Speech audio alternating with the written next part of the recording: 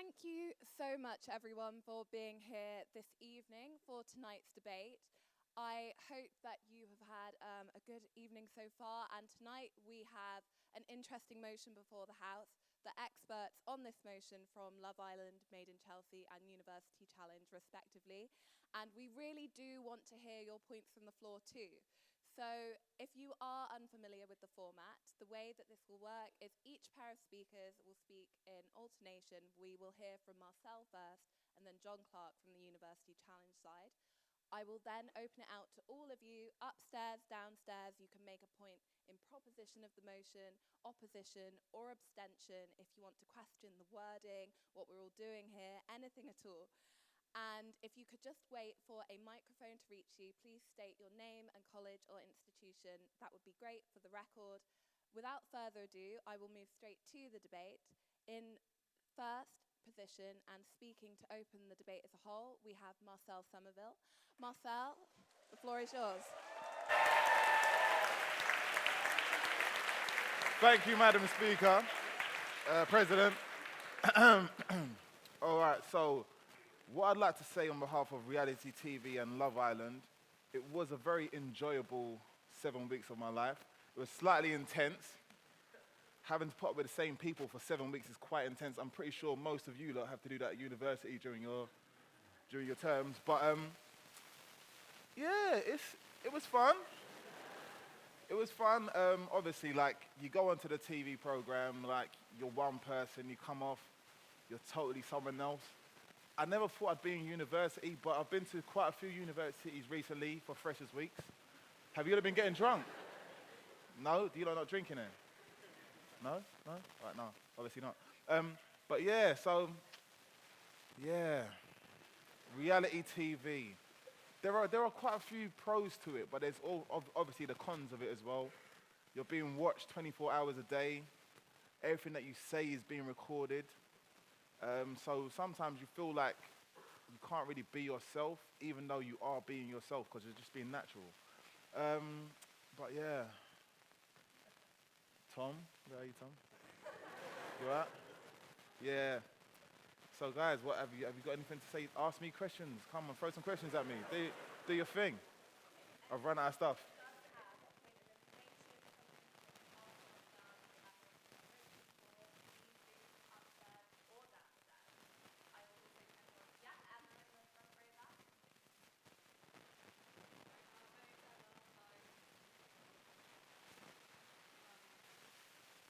Emma Tithall. So why did you sign up for Love Island? Why did you audition originally? And at the end of it, did you think it was like worth it? And did those reasons, were they realised? All right, so basically, like, if you don't know, I used to be in the Blazing Squad when I was younger.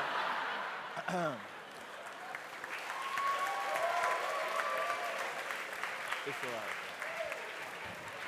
Yeah, no, so, yeah, so obviously, like, I had an agent for quite a while, and he approached me about doing it, and I was like, why not? I might as well go down and like meet with the producer and stuff. So I met with them, and they was like, we really like you. I met with the execs. They was like, we really like you. We want you to do the show. So I was like, why not? I'm not doing anything this summer. So so I done it. And you know what? Like, there are a lot of perks coming out of it, because obviously, like, it's kind of rejuvenated my profile. So like, I can put more music out, and I've got like a bigger audience for it now. But yeah, like, so it was worth the journey. Obviously, like, I've got a beautiful girlfriend as well. Do you know what you like? You go into the show and you kind of think, yeah, I might meet someone on there, but you're not too sure. But I think I've met someone that I'm actually fully into. So it's a good thing. Do you know what I mean? Like, it's amazing. It's amazing. So yeah, like, you can't fault it really, innit? So yeah. Do we have any other points on the floor that you want to ask during the speech? Okay, from the other side, Julian Sutcliffe. Was Johnny really that awful? I want to say this to you lot now. Johnny was not. Like, the person that he's been portrayed to be on TV. He's not actually that person. He's actually a really nice person. He's actually really, really nice. He was one of my best mates, and like, I've literally got such a good judge of character. So He can't.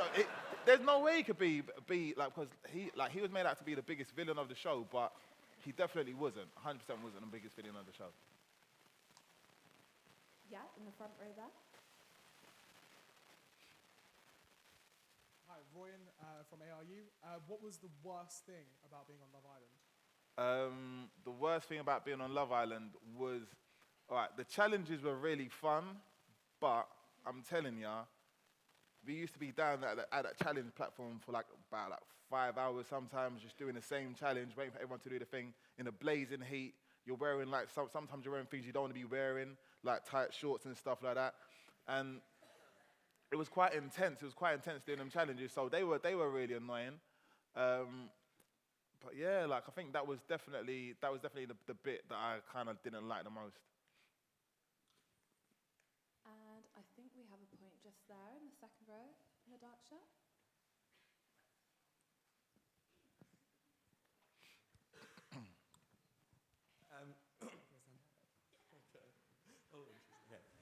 You said that your friend was badly represented on Yeah. Love Island. Would you say that that is a negative point of reality TV, that it can ruin people's careers by negative representation?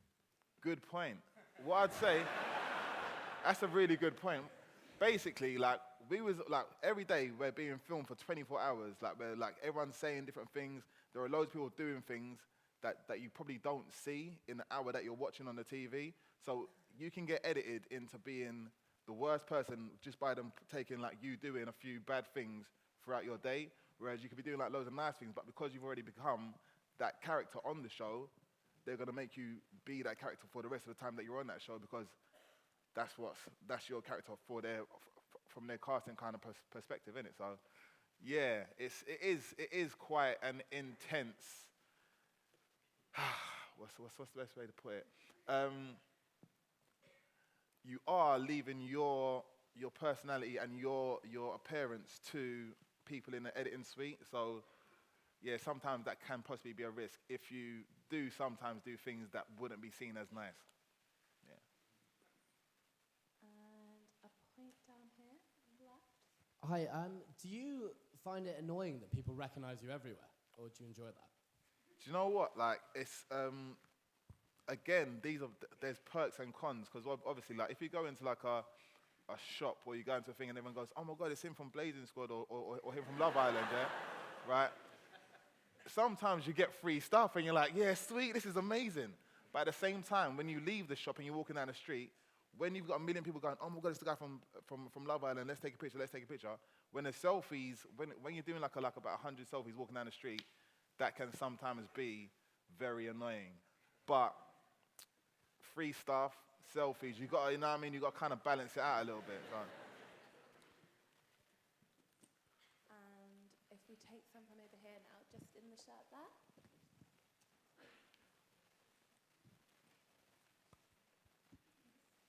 I was just wondering, if it's so highly edited and you're saying your friend was portrayed as something that he's not, can you justifiably call it reality TV? Ooh. That's an amazing point. All right, so what I'd say is, as I didn't come up with the name of the kind of genre of television, maybe we could think about calling it semi-reality TV. But I think it's just basically because it's people and it's not scripted or anything like that. So I think it's just people. Yeah, you know what I mean. It's people being themselves, but it just comes down to what the editors want to edit, and they need to make a good TV show, innit? So they need to keep people hooked in. So if there is a villain, because it's like you're watching Game of Thrones, you need a villain in it for you to be like, "Oh my God, I hate him so much. Can't wait for him to get his comeuppance." But if you haven't got the character in there and everyone's just lovely, then there's not going to be the drama that you need, innit? So it's making good TV and then at the same time trying to be as real as possible. So it's reality TV. It's a bit of both, innit? Reality and TV, so yeah. And it looks like there's just a final minute remaining. So if we could have one final point from the floor. Is there anyone upstairs? Yeah, just upstairs there on the balcony. if you could get a mic. Yeah. Is who you really are? Thank you. Or as a character of yourself? Or do you think that other people on the show are representative characters of themselves or who they really are? I think for myself, I've not really changed in the whole, like from the day I walked in there to the day I left, I was the same person. And I think there are people that probably come off the show and have turned into different people just basically because they're not used to like the whole reality of being famous and that kind of stuff. But for me, like I used to be in the Blazing Squad, so it's one of those things where like I've dealt with it before, and the person that I am and the person that I've been on the show, I can't really change who I am. I'm 31 in it, so like the person I am now is who I'm always going to be. But there's people that were in the show who are younger than me, who are still they're still trying to figure out who they actually are going to be when they get older. So now that they're in the limelight, they might change as people, but for me, I'm not really going to change because I am who I am, innit? So, yeah. Excellent. And with that, that is the end of the opening to the proposition. Thank you.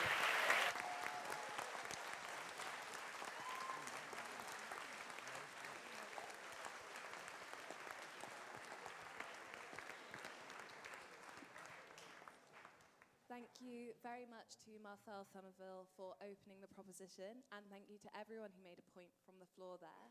Now to open the opposition of the debate is John Clark-Levin. John Clark-Levin is on the St. John's College University Challenge team. He's in the second year of his study for a PhD in politics and international studies. John Clark, the floor is yours.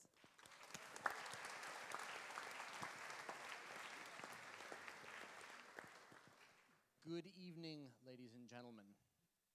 There are some snobs out there who say that Britain is worse off because reality TV gave this country these four charming ladies and gentlemen opposite.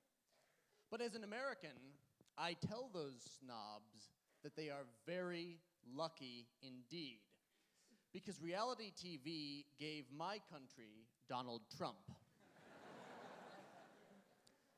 So I should emphasize, I'm not having a go at these megawatt reality stars here with us this evening. I certainly wouldn't want to be a snake to them or get all muggy. And I should clarify, we're not saying on the opposition that reality TV should be banned or taken off the air or even that you shouldn't watch it. Merely that I wouldn't appear on it myself, and I urge you all not to either.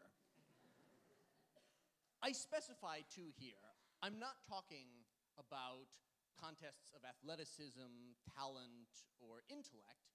By the way, I have to plug my University Challenge appearance with James will be this Monday night, 8 p.m. on BBC Two, so don't miss it. So I can't knock that kind of contest. But when I say reality TV, I'm referring to the kinds of programs that essentially revolve around social drama, getting a group of people together or following them around and letting the audience look in and see what mischief they get up to. Two of the less lurid examples of programs in that category are Love Island and Made in Chelsea, the programs of tonight's proposition. I am an American. Those shows are not broadcast where I'm from, so I hope my nationality excuses the fact that before this debate, I frankly had no idea who any of them are. But I did get a chance to meet them just after dinner. They were perfectly lovely, but I might not have gotten that impression had I come in with preconceived notions from having watched them on reality TV. So if I may, I'd like to share some reactions that actual viewers had to watching the characters that these four were portrayed as on television. All right. First, hate to admit that I watch Love Island, but just have to say that Gabby is fake as bleep. Marcel is getting played. Hashtag Love Island. That was by @DanParkington. Next, Sam on Made in Chelsea annoys me so much, so ugly and irrelevant. Hate him. That's at Gabby3Gibson. Then, this is awful. I really, really hate Sam from Made in Chelsea. Am hoping there's a big crash soon and he's involved. Hashtag spoiler alert, followed by a slur, hoping for Sam to sustain a disabling injury. Oh, that's at T. Guri. Another fan comment described sex scenes on Love Island as, quote, horrendous, continuing, certain things don't actually need to be plastered on TV. I wouldn't be seen dead on Love Island. And that was Georgia Toffolo.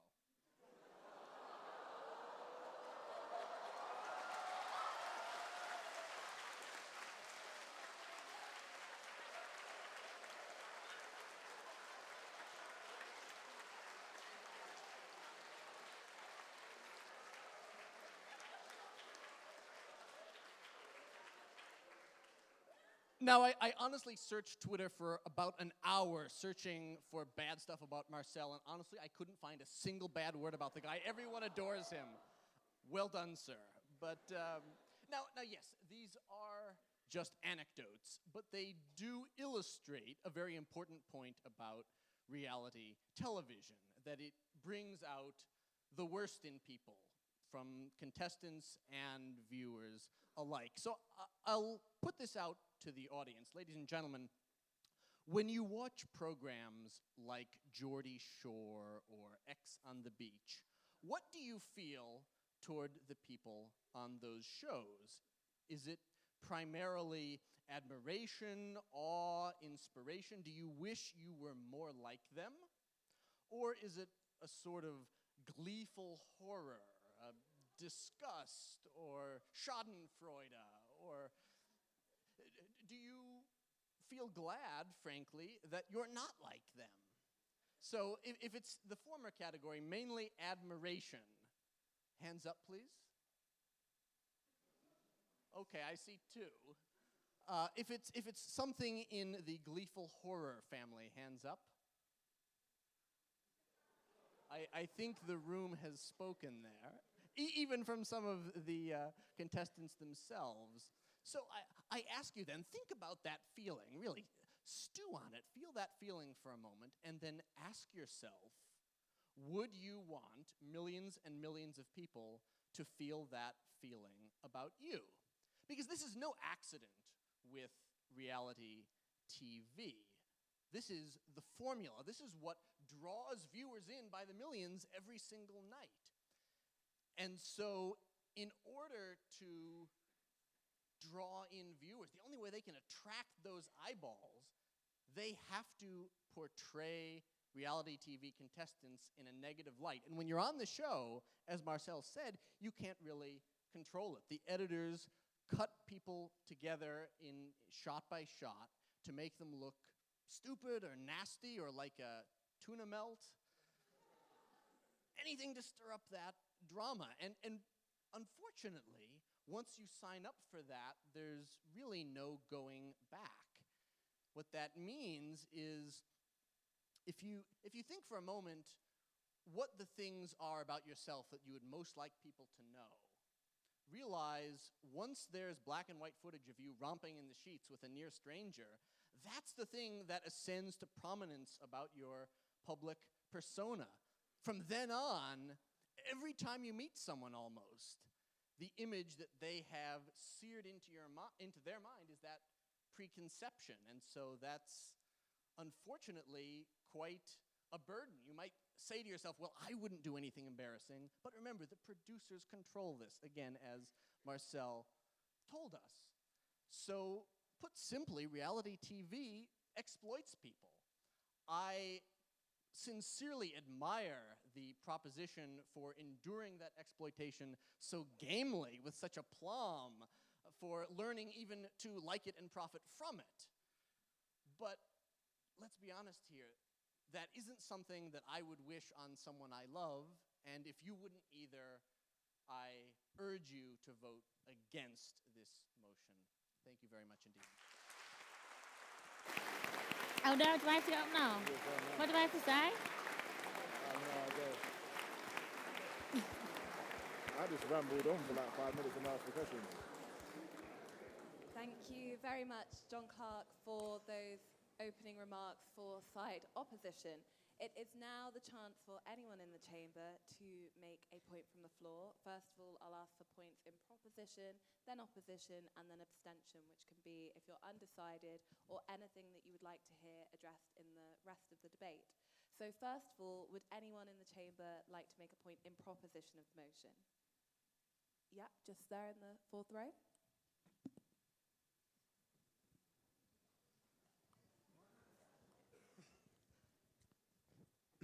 Good evening, everyone.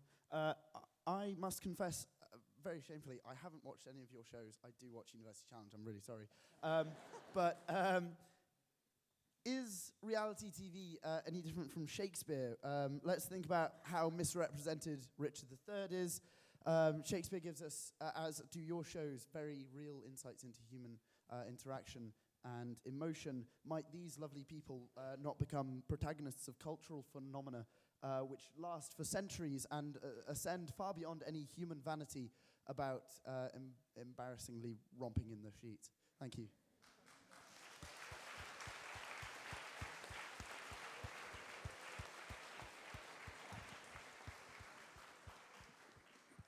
Thank you very much for that point. And do we have a point in opposition of the motion?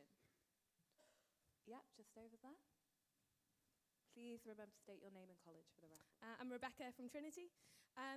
So both shows like Made in Chelsea and Geordie Shore have not only shaped the way we view the people on it, but they've also shaped the way we view whole areas. So I'm from Newcastle, and a lot of the time I get people saying that, oh, that's Geordie Shore, isn't it? And I'm like, well, there's more to it than that. Do not think that reality TV actually has a wider responsibility than just to the people on it.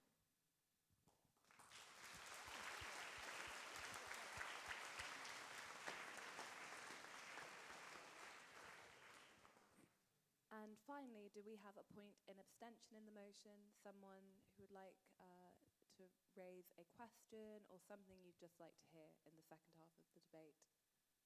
Not at all. Both sides are being helpful. Yep, at the top. Hi, I'm Gabriel Barton-Singer from Trinity College.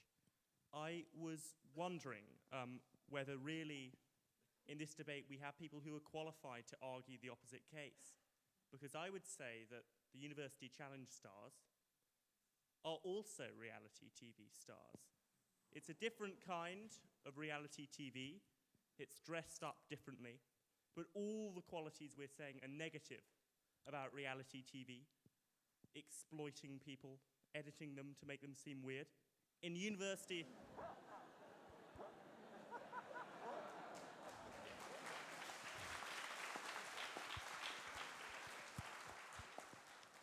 In University Challenge, part of the selection process for the teams involves whether they think the team works well on camera, whether they're telegenic in some aspect. And I'm just not sure that here today we can hear a proper case for the opposition when we also have 4 more reality TV stars down there. Thank you.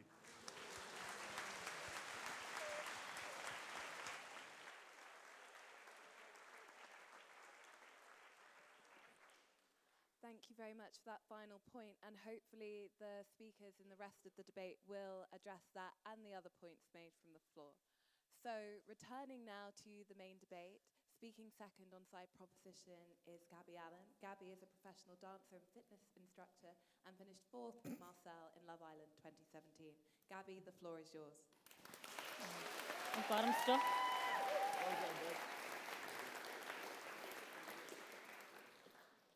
Is it on? Oh, it is. I'm very nervous, so you have to bear with me.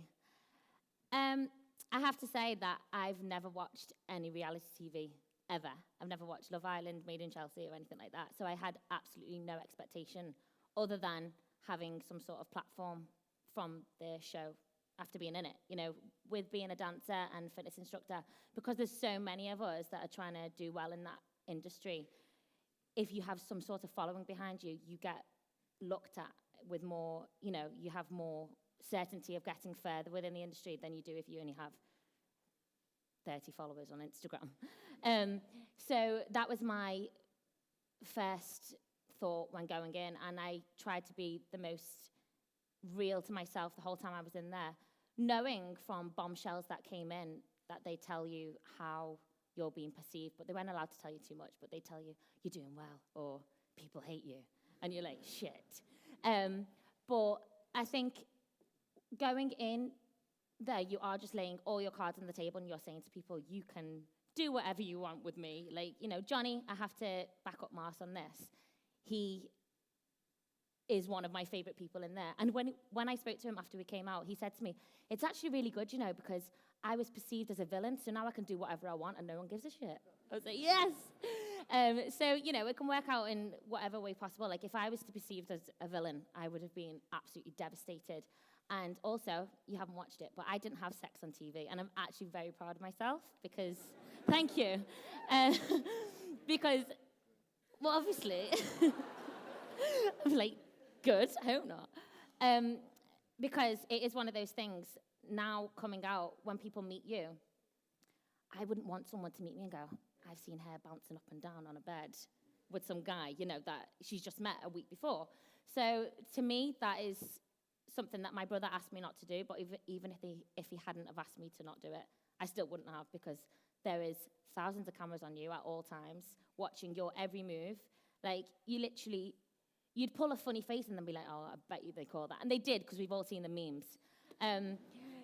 So yeah, like, I think there's pros and cons to everything. And obviously coming out, you have the whole, if you come out with a boyfriend or girlfriend that you actually really like, then bravo, fantastic news. But, you know, there's downsides of it too, with the people that think that they know you so well, then they can judge you on every single thing that you do. Like, if you wear your hair a certain way, if you wear clothes. Most of the people don't like my clothes, so that's great. But, you know, it's win-win and lose-lose in many ways. But I'm glad I did it because it's given me a lot more opportunities, so that's a benefit. And that's it.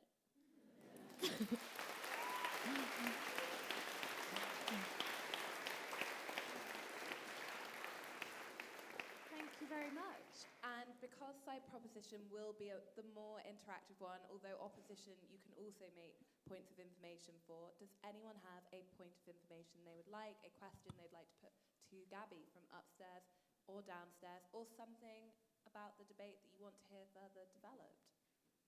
Yes, just here. Hi.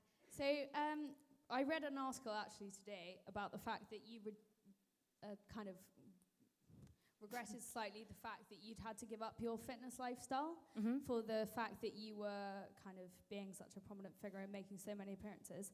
And I was just wondering whether the fact that you'd done that made you slightly regret the fact that you were on reality TV rather than kind of promote the fact that you were on reality TV.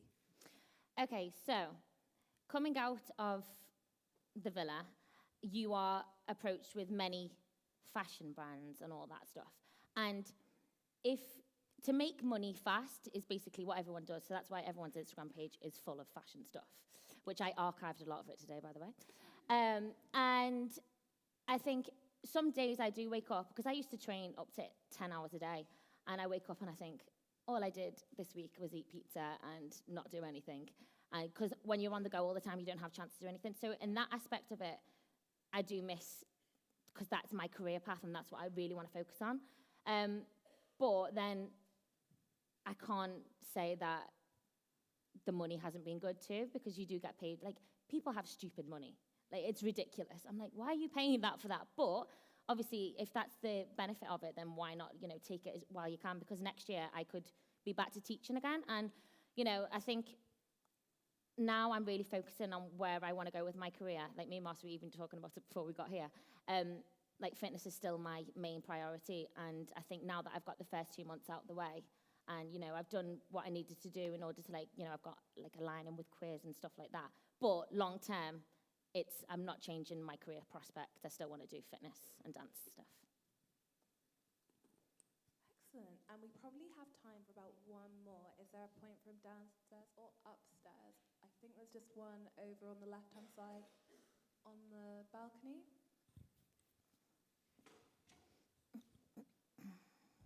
I've got a question for the both of you. Given that apparently applying to Love Island is harder than getting into Cambridge University, have you ever thought about applying to Cambridge? Well, the fact that I'm even in the building, my dad would have been very happy, so thanks. I went to private school and did all like academic stuff, and then I was adamant that I went to dance college and did that to the heartbreak of my parents, but that is just what I wanted to do. So if I would have followed what my dad wanted me to do, then I might have applied. Maybe not to Cambridge, because I don't think I'm as bright as you guys, but, you know, like a good university. My brothers went to Leeds and stuff, so I probably would have gone down that route. But how about you, Mars? Obviously, like for me, it was slightly a more it was a different career path, because obviously as soon as I left school, I was signed, so I literally got signed out of school. I was literally in a blazing squad since I was 15, so like I had no life choice apart from music. So maybe I could. Do you do music here?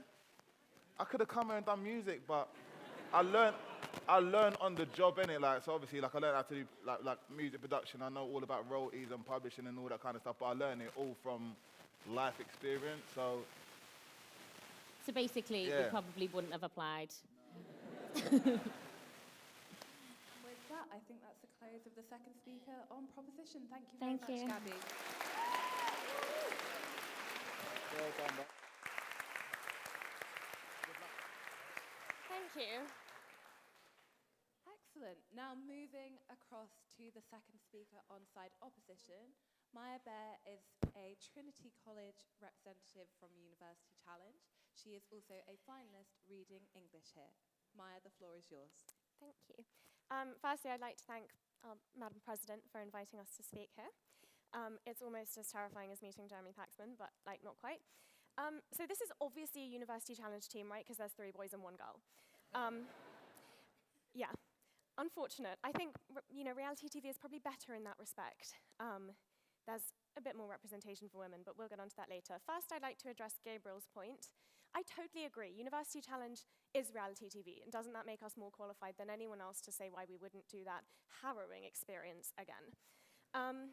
But also, I think there are some slight differences in that there is a 47-year history of no on-screen copulation on University Challenge. Also, the Shakespeare point from over here was very interesting, but if we're being purely selfish, would we not rather fashion ourselves without editorial help into maybe a Hamlet or a Miranda rather than a Richard III? So, moving on. The first point I'd like to make involves a hypothetical reality show, and it's about my life. So, for the sake of ease, we could call it Keeping Up with the Tripos, or Made on the Sidgwick site. So this new show, right, features really scintillating episodes. There's one where I fail to attend lectures. There's one where I call my parents to ask for money again. And there's one where I participate in a torturous love triangle between me, my bed, and my fridge. And the most thrilling twist of the season is when Sainsbury's starts stocking hummus again. Hummusgate will stay with me forever. It sounds riveting, right? You know, reality TV is all very well for people who have glamorous lives and they go to amazing parties and they take exotic holidays and they have complicated, salacious love lives and mysteriously shiny hair. But these are people and they thrive off drama and they can sustain these lives full of excitement for weeks on end. But, look, I'm not going to pretend that I don't like watching this stuff as much as anyone else, because literally nothing has ever made me feel such righteous indignation as the love triangle between Millie, Hugo, and Rosie in Made in Chelsea season 1. Oh my God.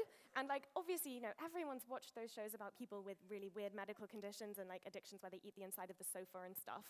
It's great. It's great entertainment, but for most Cambridge students, and I'm the first to admit this, it's not like that. Our lives are like a triangle between the library and dining hall and Cindy's, maybe, if you're really having a bit of a wild one. And it's like a really boring but stressful carousel all at the same time. And maybe there's a big rivalry, but it's between Gaudi's and the Van of Life. And I have really strong views on that, so don't ask. But what I'm getting at is, sometimes your supervisor tells you off, but it's not like Tyra Banks ripping into Tiffany. And if someone threw a drink in my face, every episode of Real Housewives that has ever happened, and also sometimes on Made in Chelsea, I would just apologize and be like, do you want another drink? It's just Cambridge students, most of us, we wouldn't fit in with that party lifestyle. That's not what we're about. We'd be worrying about how we're going to get our next essay done. And our idea of a good time is formal, where you drink port and then you play a board game involving maths afterwards. And we love that. And that's okay, but I think we can all agree that, the dream of being the next Snooki or Binky Falstead or whoever, it's unattainable. We're mortals. Let it go. We're not cut out for that. But also, on a slightly more serious note, maybe that's something that we shouldn't want. John Clark already explained that people can be really horrible on the internet. When I was on University Challenge, someone tweeted, "Have any of these Trinity people ever had sex?" I didn't reply. Even if you're liked, though, even if, you look like you're really getting loads, is it worth the sacrifice of your privacy? Really? Tabloid newspapers and glossy magazines, especially in Britain, are obsessed with reality TV stars, like second only to the royal family. And there's this constant stream of who's been seen with whom, who hasn't seen being with whom, whatever. And particularly for women, right, who's put on weight, who's lost weight. That is like the fodder of the Daily Mail. And this is a really deeply intrusive kind of press activity. So I had a quick peruse of the Daily Mail website. It was very exciting. Two mentions, so this is just the headlines about reality TV stars from today. 2 mentions of philandering husbands. At least 4 of suspected cosmetic surgeries, some of them in intimate places.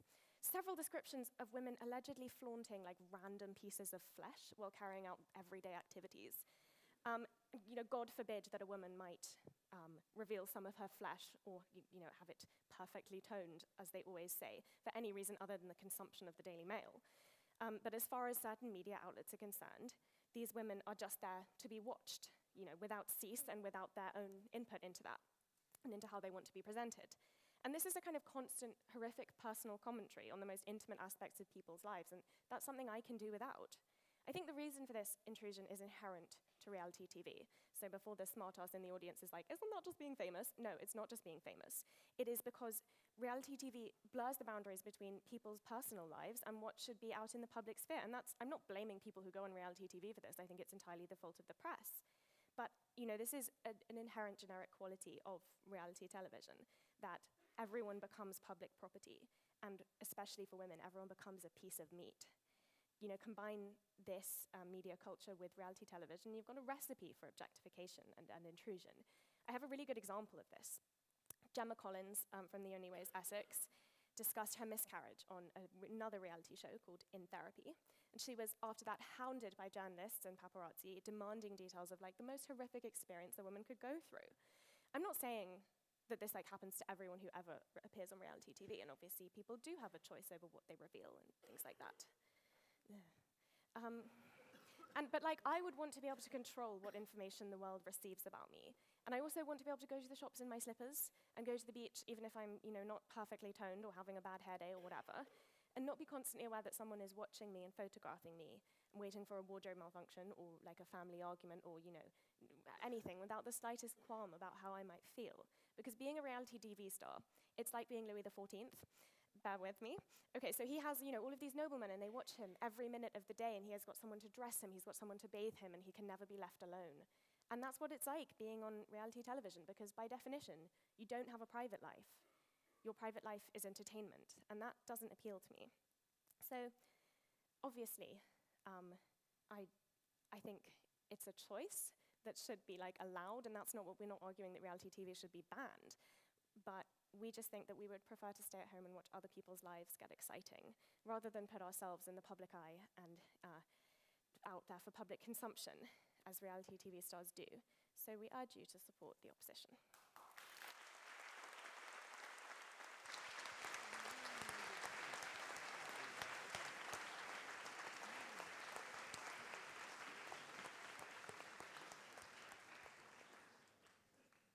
Thank you very much, Maya, for those extending remarks for side opposition. What we're going to do now is actually continue with the next pairing in the debate, and then we'll have the second floor round after Sam and James have spoken. So without further ado, Sam Thompson is the next speaker for the proposition. Sam is a star of Made in Chelsea, who after starring on the show since 2013 is now a keen vlogger with his own YouTube channel. Sam, the floor is now yours.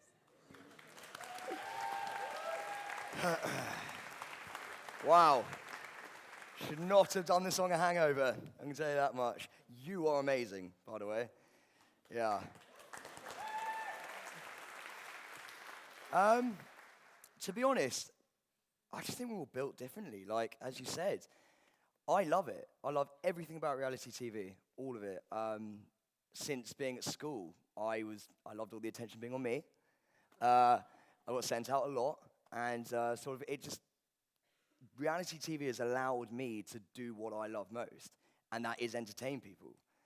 And if it comes at the cost of someone wanting me to be disabled, then fine. Like I chose this job. Do you know what I mean? I love everything about it, and you've got to have thick skin. You have to, and don't do it if you don't. But if you love entertaining people and you love being energetic and sort of being happy and positive and whatever, like do it. I honestly think it's the best thing I could have ever done. Personally, I was never ever gonna sit at a desk and type or make someone else rich. Do you know what I mean? Like, I didn't want to do that. I got ADHD. I can't sit down anyway. But yeah, it's always been something that it was so seamless for me, and it's just I couldn't be happier with it, to be honest. So I can't really. I understand where people are literally like, oh, I don't want to do it, and I completely get that. But the flip side is, if it makes me happy, and if anyone here is energetic and wants to sort of just be like, oh, on TV, you get to see yourself on TV. Come on, it's fun. Like if you just do it with a smile on your face and a positive attitude, then who cares? You know what I mean?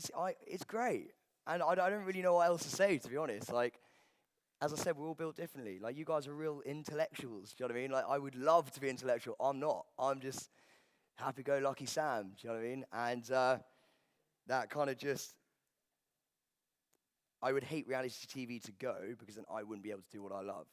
And you're right. Some of the series and stuff, they are very edited. Not made in Chelsea.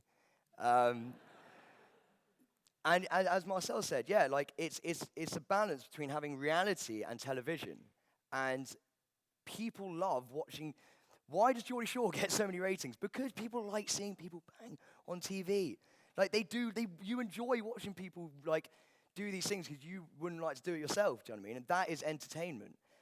And I mean, I would never do that personally, but I think that it's just it will never go reality television either, I don't think. I think it's like EastEnders and stuff like that. I think it will just carry on, and I don't think it will ever stop. And I think, does anyone watch any reality TV here or not? That's all. You do? Do you watch Made in Chelsea? Do you like me? Don't answer, please. But yeah, look, I completely understand that maybe there's times where people are like, oh my God, what are you doing? Or like, how embarrassing is that? And I completely, the Daily Mail, car crash.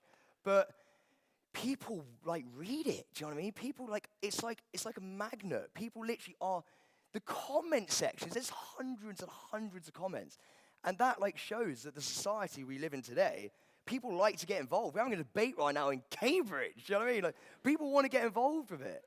And it's a powerful, powerful thing. So I think if you enjoy doing what I do and just being happy and energetic and all that stuff, and if you want to do something different that isn't maybe sort of making tons of money, then, I definitely would urge everyone, sign up to the next Love Island or Big Brother, because that was awesome as well. And yeah, that's kind of all I got to say, really. And I'm really hungover.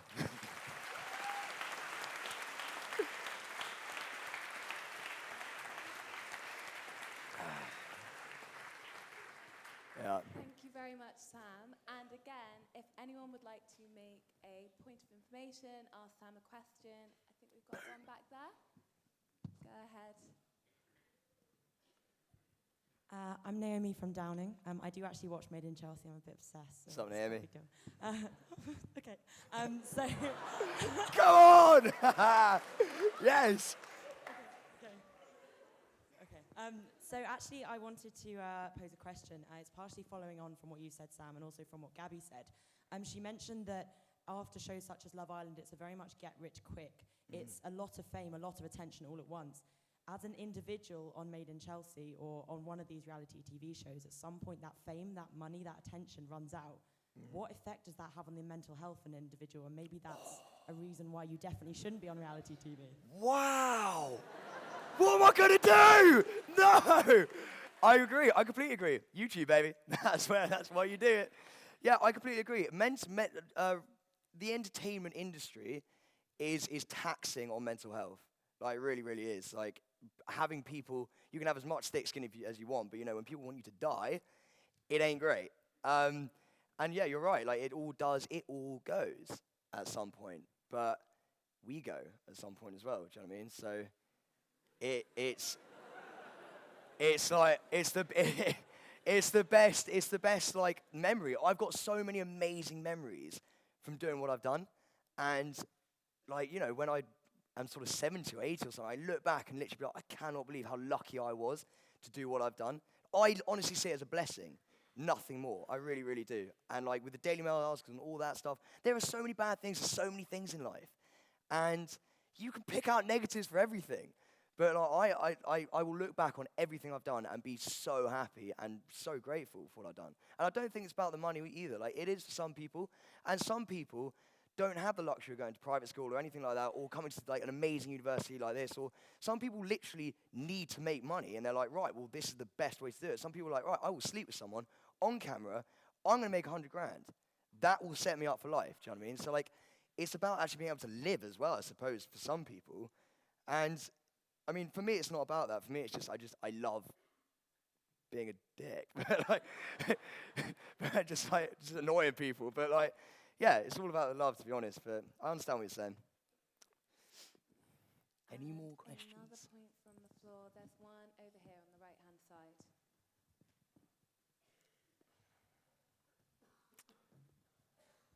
Hiya, you're my mum's favourite. So how does it feel that we all know about your relationship? Like we all, like if you watch it, I'm here, we've all got an opinion on it. Is that like... What's yours? I mean, I don't like her, so... I'm not with her anymore. Yeah, she's an idiot, but that's besides the point.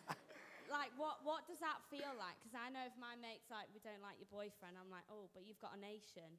That's like Tiff and Sam. Yeah. Is that weird? Yeah, I mean... Sorry, nosy, proper nosy. No, I completely... I've never really thought... Maybe that's because I've been so self-obsessed, I haven't even thought about Tiff. Like, I don't know. Yeah. I think...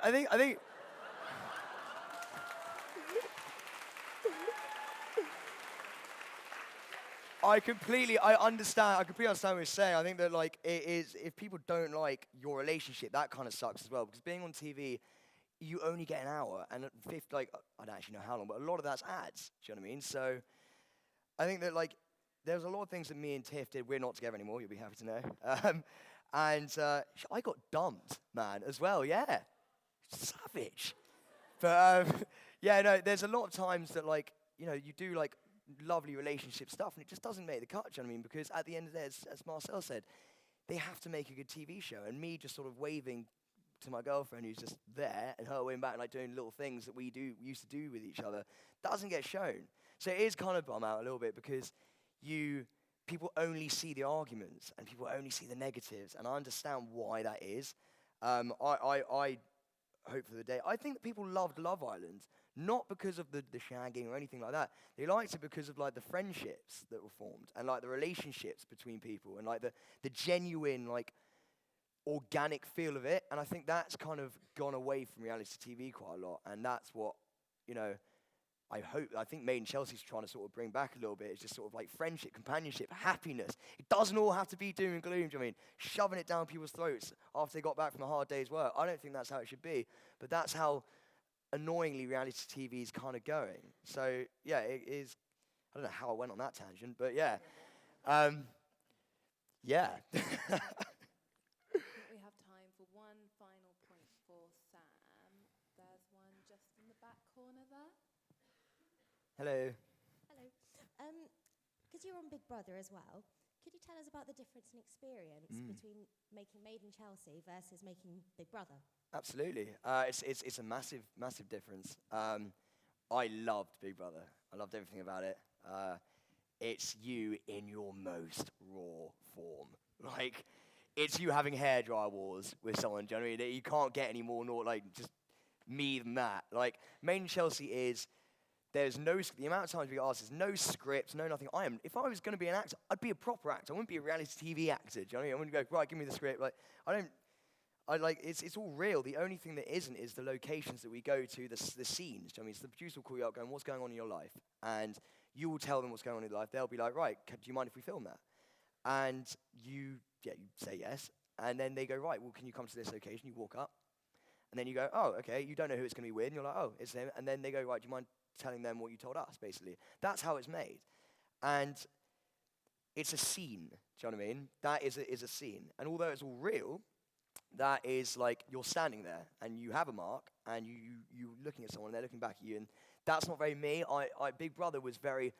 There are cameras everywhere, just like Love Island. And so you can do whatever you want and they pick your best bits. And I'm not very good at like the one-liners that maybe like, I don't know if you guys watch Main Chelsea, but Francis does, or like, Lucy Watson used to be very catty with one-liners, and you'd be like, wow, how'd you think of that so quickly? Like, I'm not like that. I'm a little bit slow, and I try and do one of those things, someone goes, what a dick, and you're just like, oh. So that's why I think Big Brother is so much different, because it's you just doing normal stuff. Like, I just like to annoy people, so I was just, Gemma was in the shower, I'd be pouring, soap in the shower, like, enjoy that, and like that for me, people actually liked watching that as well. And like putting fake tan on and getting it wrong and things like that. Like it was amazing that so many people liked that. And liked, well, I can't talk for anyone else, but like me, I got thirds, that's not too bad. Like me for actual me, like really raw me. So that's what Big Brother is amazing. And there aren't many shows. Big Brother in the Jungle and maybe Love Island, they're all like, they're very different shows. That's nothing against Made in Chelsea, but I was a massive, massive fan of Big Brother, and I think it is just 24 hours. And the diary room, man, you sit on that chair. I'm here. Oh, that was a cool day. Yeah, it gets boring though, man. It gets boring. Yeah, you said I made Larry the lemon. I had a lemon, and it was like a fake fruit, and I just put hairpins. I don't know why I'm telling you this story, but yeah. Should I sit down? Do you reckon? Yeah. I think with Larry the Lemon, we will round off the third speaker on proposition. Awesome. Thank you very much. Okay.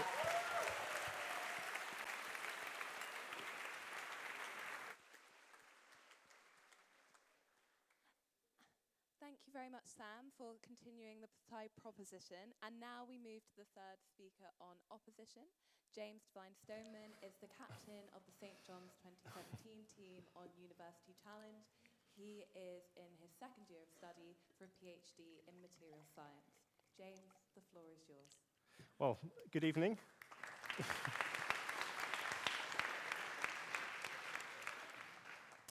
Good evening, and thank you very much for having me.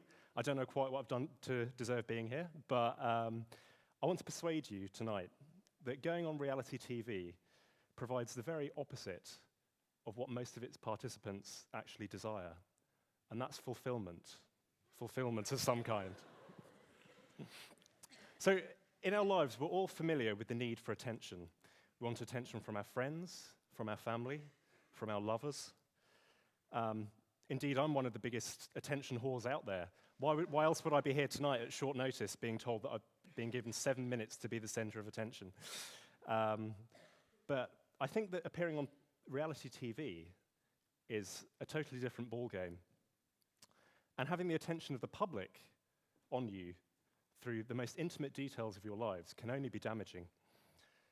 So some say that reality TV represents people. It represents the public. It showcases a side of humanity that cannot be portrayed by actors, that appeals directly to the viewer in an immediately relatable way, that the genuine nature of its participants is where the appeal lies. But the truth is that life doesn't simply work like that. The version of a participant we see on any reality show is a heavily edited caricature of that person, designed by the producers with the sole aim of boosting the ratings. So in appearing on reality TV, participants perpetuate a simplified picture of the human condition, which ultimately represents no one and undermines our dignity. Now, we've been on University Challenge. Of course, we're in the public eye too. We're subject to Twitter abuse, as the stars before me here have also been. It's not the first quiz show I've been on, actually. I went on 15 to 1 before, and there I claimed that autumn was a month of the year. So I'm not sure how that put me across in the public eye. But I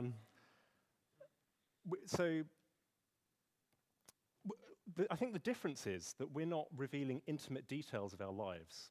On University Challenge, we're simply answering questions. There's no room for this nitty-gritty, this how's your love life, what worries you. You never generally argue too much with the others. A little bit sometimes, maybe. But as the captain, I made sure things were always smooth and diplomatic. We've also heard that reality TV is simply entertainment. It's a bit of fun. It provides a distraction from the worries in people's own lives. Almost as though reality TV is doing some sort of public service as a positive force. However, what value is there in spending precious hours of your life watching Made in Chelsea or Love Island? They cheapen the most important things in our lives: self-expression, love, friendships. But they also set a limit on aspiration. Fame becomes the absolute goal. And in the strive for fulfillment, and setting fame in and of itself as the ultimate goal is healthy for no society. I wonder also, it's a way to lay waste to one's potential. I wonder if the stars before me here tonight could be advancing medicine, tackling climate change, or bringing about world peace, if they had not wasted their potential trying to hook up in a sun-drenched villa. No healthy society can have fame as an ultimate goal, but these shows would see that happen. So how should we better spend our time? Of course, the opposition here tonight would rather that you spend your time watching University Challenge. You might learn something.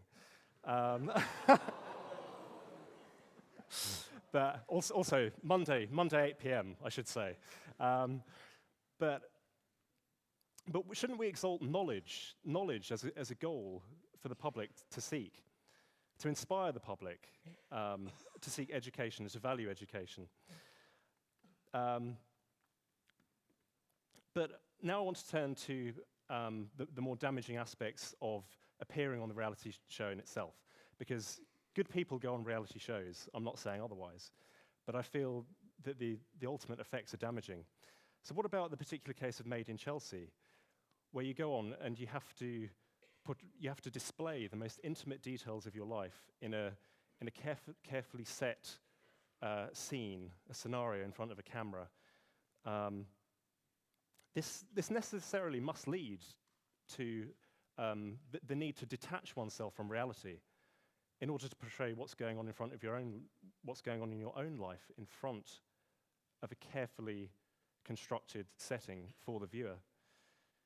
And I wonder whether you need to be all things to all people and risk your own well-being in personal relationships in terms of effecting this detachment from reality itself. So in closing, I'd like to ask, who really gains from reality TV that places an unseemly emphasis on the trivialities of life and appeals to the basest voyeuristic instincts of the masses? Who would truly find fulfillment from such an artificial construct? One cannot participate in reality TV without debasing the very nature of what it is to be human, to be real. Our aspirations should be higher. So this house should reject reality TV and seek real life. Thank you.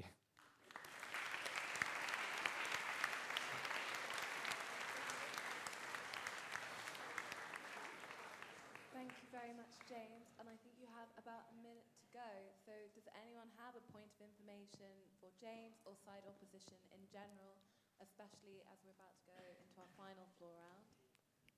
Yeah, there's just one there. Right?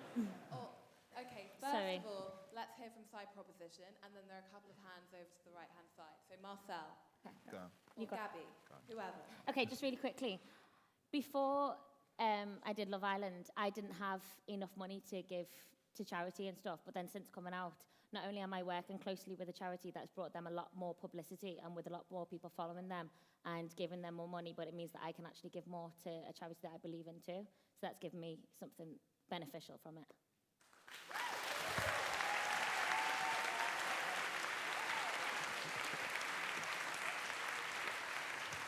Well, Okay. Can I just ask one? All right. So basically, like, obviously, going on reality TV makes you famous. Like, you get a bit of like TV airtime. You going on University Challenge, what does that benefit you? Does that give you airtime on TV? well, I mean, I suppose it gives some limited fame, some Twitter abuse. Really, people are looking for characters there. So I suppose it comes down to the same thing. People do become caricatures from that show. But I'd like to think that we at least inspire people in some way. And I have to concede that through your charitable work, you're doing something very valuable and fulfilling that's come directly from reality TV. That's a concession I have to make. I've no answer to that. But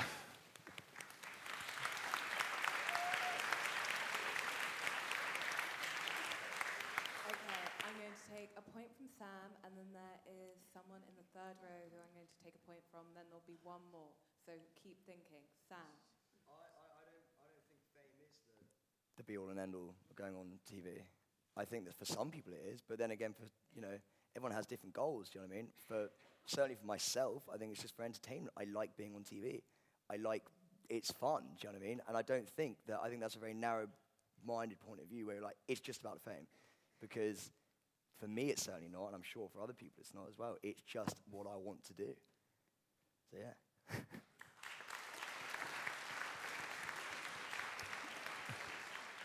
yeah, I think there's a broad spectrum of people that go on reality TV and a broad spectrum of people that go on University Challenge, and we all have different goals. And yeah, I think I respect your desire to entertain. And the point just on the third row here. Hiya, I'm Rebecca from Trinity College, and I basically disagree with everything that you said. But the thing that I'm going to challenge you on is I love Made in Chelsea, and I watch it every week with my mum. Yeah, it's great. And I think I've learned so much more about the stuff of life, like friendship and love and loyalty and understanding and communication and all that stuff, than from like some random answer on University Challenge that you might have given. Sorry.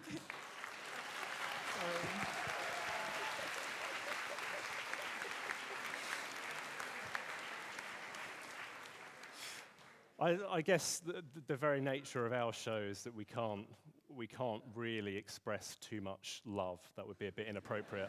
But yeah, I take your point. And I mean, I think sometimes on reality TV we see things that are very artificial, that you can't, that would be unhealthy to kind of import into your own lives. But sometimes there are genuine things that come from reality TV. So, thank you for your point. And with that helpful summary, I think, of the debate so far, James, thank you very much.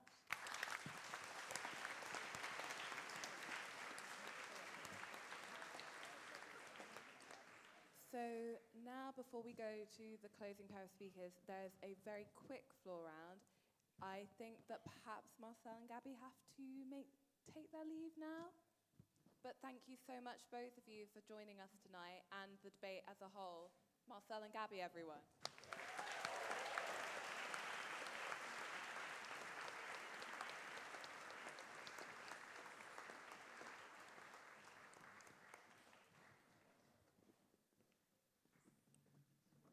And so, of course, that leaves it to Georgia and Julian to change the state of play and really set the debate as a whole. Are there any points from the floor that anyone would like to make to any speaker so far, or that you would like to hear in closing remarks to really decide your vote tonight? Firstly, in proposition of the motion. At the back there. Henry Ritson, Cumberland Keys College. The arguments on the opposition side are all very high-minded and lovely, but if we were likeable enough, if we were charismatic enough, wouldn't we all sell ourselves to the reality TV? I think I would.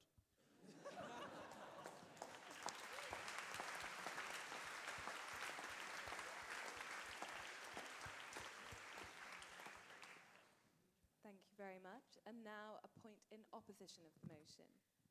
Yeah, right down here. I just wanted to continue on the analogy that I think Maya made with reality TV show and the royal family. So, well, obviously the royal family is always in everyone's mind. Everyone's always following what's going on. And, you know, little kids always say that they want to be a prince or a princess, or they say they always want to be on reality TV. Whereas in reality, being part of the royal family is probably a lot of boring paperwork and being chauffeured around to important events, as we've heard from the reality TV people. So in light of the debates against the existence of reality TV and other debates against the existence of the royal family, I just wanted to, sort of make the point that perhaps it's not all what it seems on TV.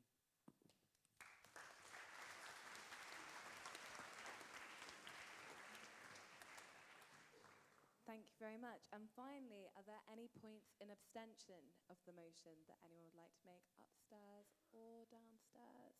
I think we've got one over there.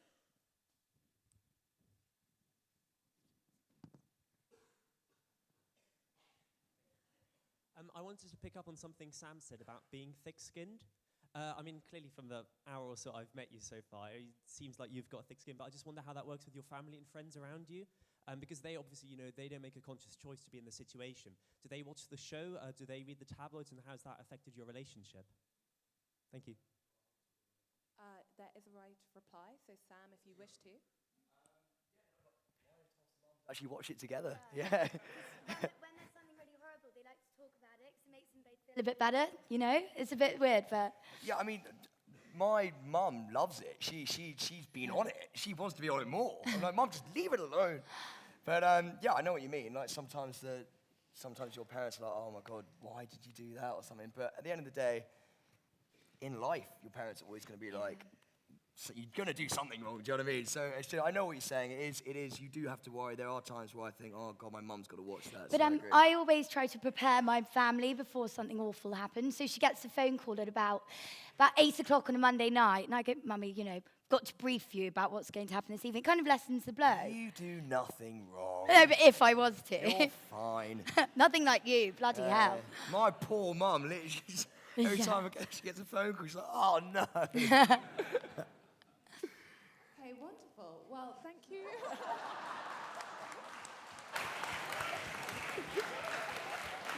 I don't get why everyone's laughing. Everyone's laughing at us. Engagement across the floor, and now to close the debate as a whole, and there will be chances for points of information in the final two speeches, so please do, especially if you're on the line as to whether you want to vote for, against, or just in abstention of the motion, please do make a point from the floor. So to close the debate on side proposition is Georgia Toffolo. Georgia is a star of Made in Chelsea, and we're very pleased to welcome her back this term to the Oh, union. thank you. Oh my God. So nervous. Anyway, right, so I'm going to start at the beginning. So I was about 18, and I'd got an offer from Bristol to do law, and I said to my mum, you know, I was deciding where I was going with my life, and I said to my mum, Mum, I want to have as much fun as possible, earn as much money, but with the least input. And Mum was like, well, darling, it's not really how life works. Anyway, fast forward 4 years, I am standing here for the second time in a year. Bloody hell, I've had a ball over the past few years, and I'm really independent. So I feel like, actually, Mum, I did kind of make it work in a really bizarre way. Also, so Sammy and I used to hang out together when I first moved to London. And again, fast forward 4 years, we have had a ball. And I just can't sit there and let anyone say to me that reality television has, yeah, there are negatives. Fine, there are. But that in itself, like, I have lived in LA, Spain, France. I've done nearly 12 series or something ridiculous. And it's just been fun. We turn up to work, and I don't know how I even call it work. We turn up to filming. We're sometimes crying with laughter because something just stupid happens. I get paid to do that. How lucky am I? And I don't know, like someone mentioned about us being a caricature of ourselves. For being on TV as long as I have, I can honestly tell you that is not the case. Like, you know, if you cheat, you get found out. Yeah, you do. But that's the person itself. And I don't think, you know, people in an edit suite can try their best to make you look a certain way for drama. Fine, they can, but they can't make us say things because I'm not an actress. And I think that's a big thing, a big misconception. Someone else, you also mentioned about the press and how negative it is. I mean, this is going to sound so self-obsessed. I love the press. It works wonders for me. I earn good money out of it. Without them, I probably wouldn't be doing what I'm doing as well as I am now. So yes, of course, there are enormous drawbacks of being in the limelight. Sometimes I do want to go to a festival and get off and up, but I can't because everyone has camera phones. But I just think, but yeah, there are drawbacks, of course, but I'm only 22 and I've done so much, and that's only because of the television show that, gave me that opportunity. And also, just another side note, not moving forward, I've just finished a show called Celebs Go Dating, and before, I've lived in London for 4 years, and before that I lived in Devon. I hadn't really met a real range of people. Suddenly I find myself in Wales on a date with a stripper. That's the experience I never would have had before. And I think, yes, we all broaden our horizons in different ways. Mine has been life experience, so yeah, I think you should vote for us. Thank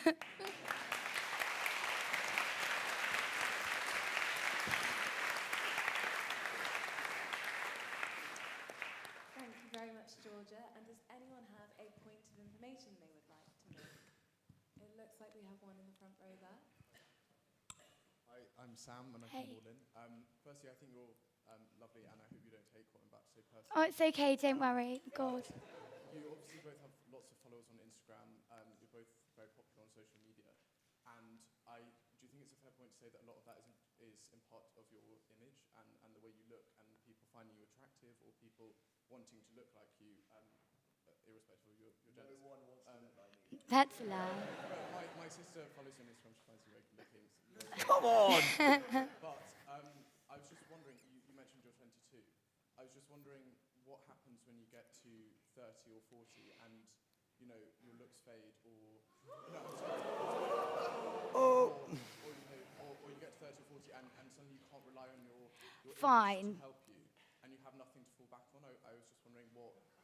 I have a bloody brain. Anyway, I understand, but I don't think there is a direct correlation between good looks and Instagram following. I don't know whether anyone else agrees with me, but that definitely isn't.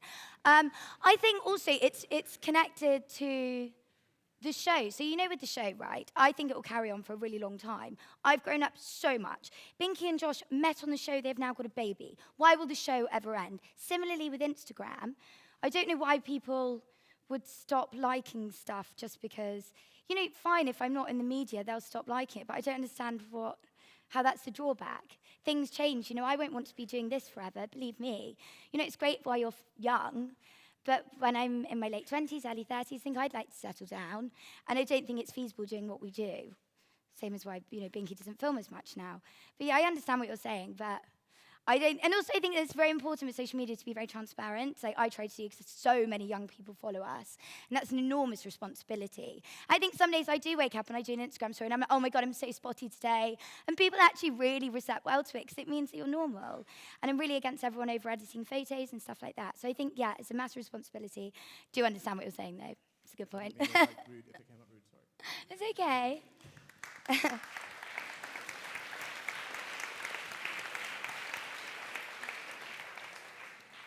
Another point from the floor. I think we have one just down here.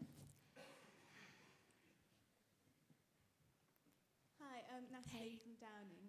I think there is a kind of a false preconception that if you're on reality TV, you're not intelligent or you lack substance. Does that frustrate you, and how do you deal with it? And do you think that there is a way in the future that reality TV can be, seen as something more intelligent? I agree. I've really struggled with that because I was always quite academic when I was younger.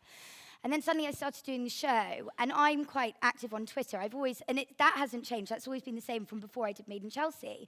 And I really like it when people engage with me. I don't care what you think. Disagree with me, agree with me, but tell me why. And I still get tweets being like, why is that blonde girl from Made in Chelsea talking about politics?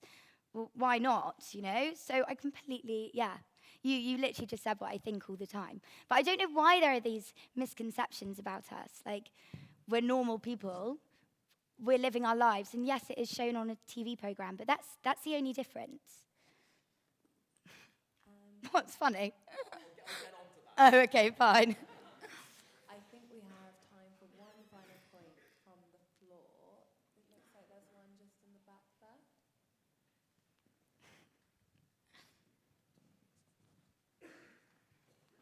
Catherine from Peterhouse. I feel like the argument you two have made tonight is reality TV, it's a lot of fun, you've had a lot of fun doing it, but I just wonder whether you ever feel like you have a responsibility towards your audience, particularly a young, impressionable audience. I mean, Sam, you said outright, like, I like being a dick. And I just wonder, like, what you think 16-year-old, 17-year-old boys might think watching you behave that way with this platform that you've been given. What does a dick mean, though? What is a dick? What I meant was I like to just sort of like non-maliciously have fun, basically. And if people think that's a bit dicky, then fine. But I don't mean sort of like treat women badly, or I can't actually see you anymore. But like anything that I think would not be nice, I just sort of like to fool around a little bit. Do you know what I mean? I understand. I might have said it. But I think also then it wouldn't make it reality TV. He would be thinking about his actions before he's doing it, because of the way that he will be perceived. That's not the way that we live. And I don't think our show would work like that, because you would always be an angel. People love to hate the arsehole, and that's what you've been sometimes. And I think it's true. Do you know what I mean? Like, everyone messes up, and I think as a young person, yeah, we do show that. And maybe it's not great to broadcast it, but at least it's the truth. It is great to broadcast it, though, I think. because if you are growing up on camera, you are making life decisions, and they're being broadcast in front of people. Yeah. People are seeing things and being like, right, well, I don't want to do that. Do you know what I mean? Or, oh my God, he just got rumbled for doing that. And everyone, say someone does cheat or something, everyone's like, oh my God, what are you doing? Like, you're such a dick. So people will watch that and be like, I don't want to make that mistake. Do you know what I mean? Like, we are growing up on camera. Everyone makes mistakes in their lives. Every single person. Yeah, but our mistakes get way more scrutinized than others. But Yeah. we signed up to that when we did it. Yeah. So, yeah. Thank you. And with that, Georgia, the end of Thigh Proposition. Thank you very much.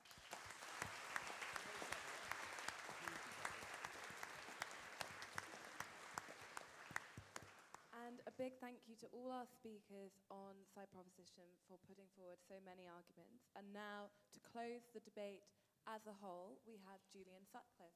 Julian is was a participant on the winning Peterhouse team for University Challenge, and he is reading for an MPhil in World History. We shall see if he'll win again tonight. Julian, the end of the debate.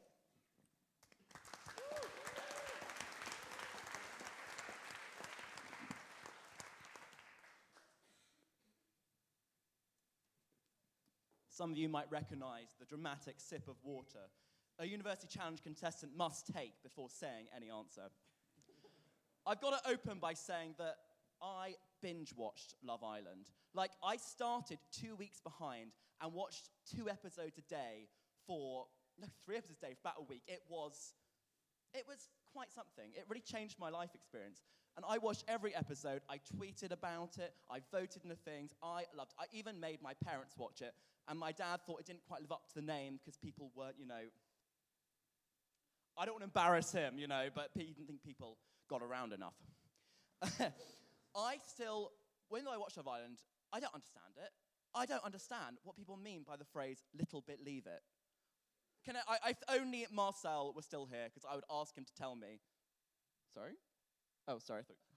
Never mind. I would ask him to explain what they meant it to me. But I would not want to be on Love Island. I would not want to be on reality TV. And I'm not quite sure why someone would. I mean, one big reason why we would not be on Love Island is, well, gay people certainly have a reputation for being slightly promiscuous, and I really wouldn't want to spend 7 weeks in an island after everyone slept with each other after one day. That was a bit too real, sorry. And also, I certainly don't go to the gym enough to be on Love Island. I mean, people may say it's reality TV, but we don't look at these people as ordinary people. We look at them as people who are idealized versions. I mean, Love Island was filled with contestants of, fitness trainers, Blazing Squad members. I think over half people were personal trainers. These are people who we see on Instagram, we see on Twitter, we see on Facebook. It's aspirational, Made in Chelsea as well. It's a certain lifestyle we all want to have. Does that make it reality?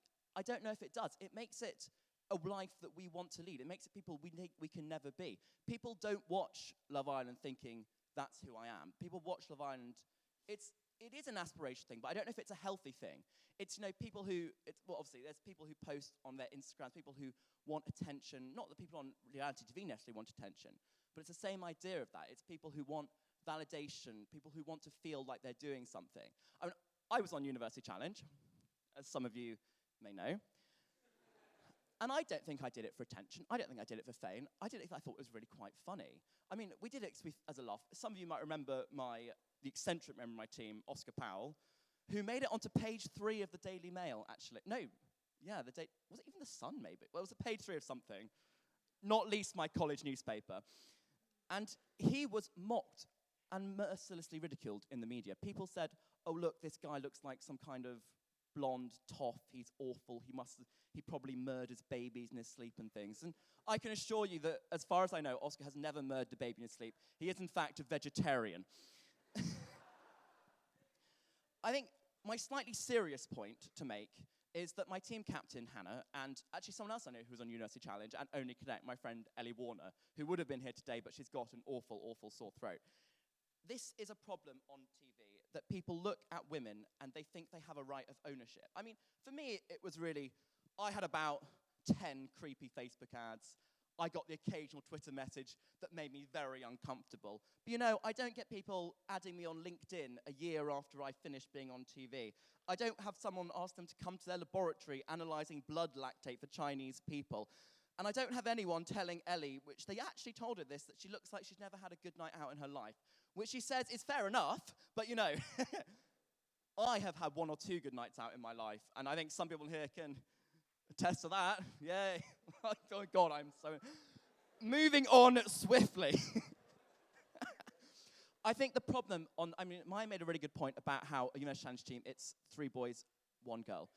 One problem with reality TV is it does perpetuate these gender roles. It does perpetuate these stereotypes. I remember being shocked watching Love Island at the way relationships were treated, at the way it looked like a man had ownership over a girl. We're all at Cambridge. We're all probably like to think of ourselves as being progressive, or if not, we think we're reactionary, and we think we're very clever for being that. But we all know the importance of equality and looking after and treating people equally. And I looked at Love Island and it shocked me. It shocked that how can we tell people that this is an okay way? How can we treat people that they should go on TV to hook up and be in a relationship and get with boys, get with girls, be over-sexualized? That's not perhaps a healthy thing to have. It's not something that I would want to have to me in any way. I think that, well, also one thing that kind of surprised me is how many relationships do manage to form, because it does seem a bit of a coincidence you find the love of your life. On a dating show, you both get 3% people get on or whatever. Yeah, I am shocked by the gender roles. I'm shocked by the focus on relationships. I think there should be more representation of different lifestyles. I think Love Island, I made a joke, but it is an incredibly heteronormative show. It was just spelled up these stereotypes. It perpetuates these ideas of how relationships should function and how boys should get with girls and how all these things should be normal and straightforward. And it is not what we should be teaching the vast majority of people who watch this, who are young people. If you want, Henry. If you think a more wide variety of lifestyles should be shown on reality TV, does that not mean that you want to be on it as well? Because you are one of those wider varieties of lifestyles. I don't think that logic quite follows, Henry. I mean, just because I think reality TV should be more representative of society means I think as a criticism of it, I think it's something that means I would not want to be on it because I do not want to be... I mean, we all know there are pioneers. There are people who change the world. I'm not someone who changed the world. I'm someone who, knows a bit too much about Southeast Asia. History. That's what I do. I don't think reality TV is a good idea for people to go on, because what would be the show for me? I can't go on Love Island, and I'm not going to get on Made in Chelsea. I'm not going to get on Towie. My fake tan looks awful. One serious point, these things, they're shown on TV. They are highly edited.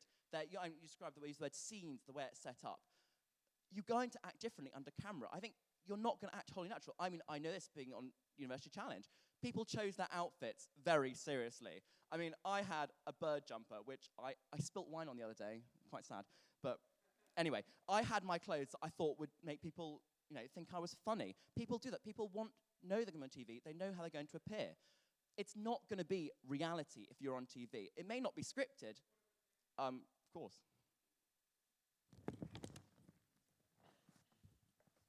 So you say that they don't really have an influence on the wider society because, they're not represented. But I feel that, shows like Made in Chelsea, when, men show emotion and men can, cry on TV and show vulnerability. I don't think that men showing emotion in this day and age should be enough to justify a show as progressive. I think we've moved slightly beyond that, thank you.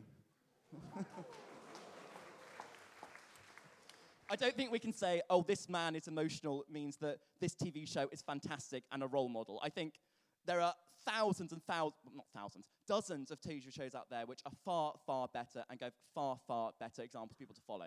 So not a particularly good idea. Oh, God, thank you. I'm sure, well, not that it's necessarily scripted, but it is scenes, it is set up. I want to be able to live my life, I don't want scrutiny. I don't know why people would want scrutiny. I don't want an argument with my boyfriend to be on TV. I mean, I don't think oh, fine. Well, recently with University Challenge, Monkman and Seagull have attained a much higher level of fame, and they're being more scrutinised. Do you think this will go? I think for those two, it was part of a media effort. Bobby was very much focused on pushing his media presence, and that was his decision to do. It was not because of the Media Challenge that he got the attention. It was because he wanted to use his platform to do other things, like, for example, maths education, that sort of thing. And that's something I respect, but it's not something that I would ever want to do. Challenge, I do not want my personality to become public property. I do not want my image to become public property. I don't want to be seen by the people as someone they know and someone they think they can. I don't mind if I could get a selfie. I mean, if you want a selfie with me, I would love the attention. It's been far too long. But I don't want that to be what my life is. I want to be able to stay a private person. I don't want to have my life dictated to me by producers or by the Daily Mail or by Twitter people who abuse me. That is not what TV should... I mean, there's fantastic TV out there. I love watching it, but I don't think any of us would want to be on it. It's for people who we want to look up to, people who not necessarily look up to, people who we think are not like us, and that's one of the awful things about it. You look at it and think, I will never be that. And I don't know, that doesn't sound like a good thing to me. I think we should be able to watch TV and have reasonable aspirations and know what we want in life. And for that, I beg you to oppose the motion.